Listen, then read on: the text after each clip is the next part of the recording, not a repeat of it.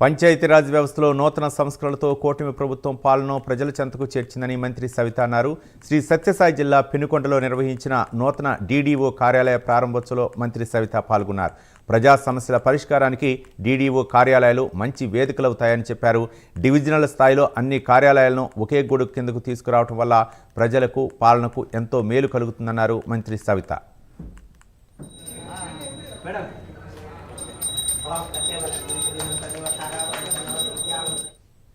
గౌరవనీయులు deputy CM Pawan Kalyan గారి చేతుల మీదుగా డీడీఓ ఆఫీసులన్నీ కార్యాలయాలన్నీ 77 కార్యాలయాలు కూడా ఓపెన్ చేయడం జరిగింది.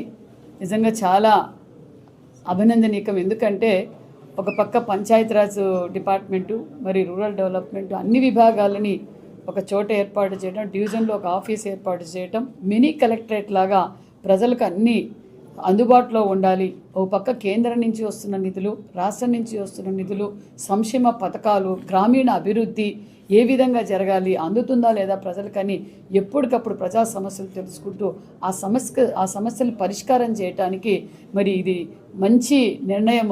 మరి డిప్యూటీ సీఎం గారికి కూడా ప్రజలందరి తరఫున ప్రత్యేకతమైన ధన్యవాదాలు. దానితో పాటు మరి కొన్ని సంవత్సరాలుగా డిపార్ట్మెంట్ అధికారులు పడుతున్న ప్రమోషన్స్ రాక వారు పడుతున్న సమస్యలన్నీ పరిష్కారం చేసి వాళ్ళందరికీ ప్రమోషన్స్ ఇవ్వటం కూడా మరి అధికారులు కూడా చాలా హ్యాపీగా ఉన్నారు.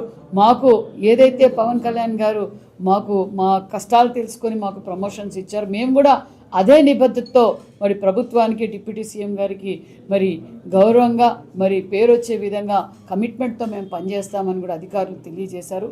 ఇది ఆ డిపార్ట్మెంట్లన్నీ ఒక గొడుగు కిందకి తీసుకురావడం వల్ల ప్రజా సమస్యలు ప్రజలు గ్రామీణ అభివృద్ధి జరగటానికి చాలా బాగుందన్న విషయం కూడా తెలియజేస్తూ ఇలాగే ఇప్పుడు వీడియో కాన్ఫరెన్స్లో కూడా అందరం కూడా సహచార మంత్రులు కావచ్చు, మరి డిప్యూటీ సీఎం గారు కూడా కావచ్చు, ఒకే యూనివర్సల్గా అన్ని డివిజన్లోనూ ఒకే